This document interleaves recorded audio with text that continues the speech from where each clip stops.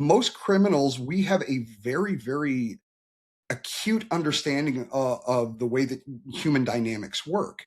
And when it comes to the physical side of penetration testing, if you walk into a place and pretend like you know that you're there and you're supposed to be there, 9 times out of 10, people do not want to upset the apple cart. I mean, one of my favorite books is written by another offensive security professional. He goes by the name of Freaky Clown. And the name of his book is How I Rob Banks. And this guy literally runs around the world breaking into banks for a living and then showing the banks how to close those doors.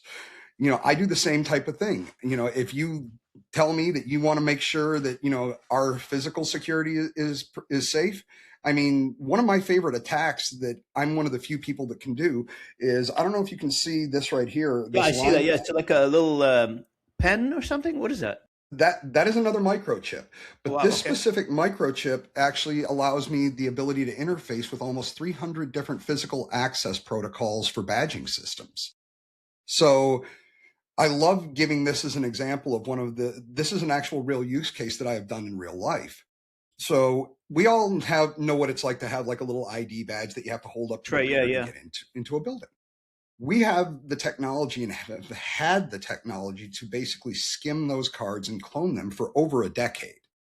Now, in the past, if somebody was trying to test your physical security, they would need to either steal your card or clone your card to another card. And this is where things get very, very complicated from a legal perspective. So I'm really bad with my Latin, but I'm going to throw it out there anyway. I believe the way it's pronounced is actually mens rea. And Okay. what that translates to is malicious intent. So here, especially within the United States, you can actually do what is considered a criminal act and not be a criminal if it was never your intent to do that. So let's take a scenario of the old way. I want to break into, Robin, I want to break into your building where you do all of your podcasts, because I know this is a high class podcast. You've got the entire top floor of an office building. You've locked it down because we know how important you are. If I'm qualified to be hacked by you, Len, I made it. I got there. But in the past, I would have to skim your card. And then when I broke into your building, I would have that card on me. Now, that alone, if I'm caught, is enough to send me to jail, because that proves that I tried to bypass your security.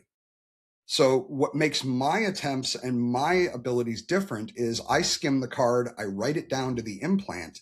You can even have me on internal security camera footage, and all it's going to look like is I'm opening the door. So in that scenario, you're going to catch me. I expect to be caught, and I don't care. You're going to take me into your operations room. You're going to call the authorities. The police are going to come out. They're going to, how did you get in there? Well, the door was open. And I saw all the big server towers, like Dell has commercials of these things. I've never seen these before. All I have to do is play stupid. Well, they're going to search me. Did they find anything? No.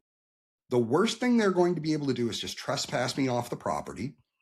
And as a result, you still don't know what else I did while I was in there, because that was only one of 11 different microchips, and I can basically talk to the machines on their same level. So I can drop a payload, get caught, and walk out the front door.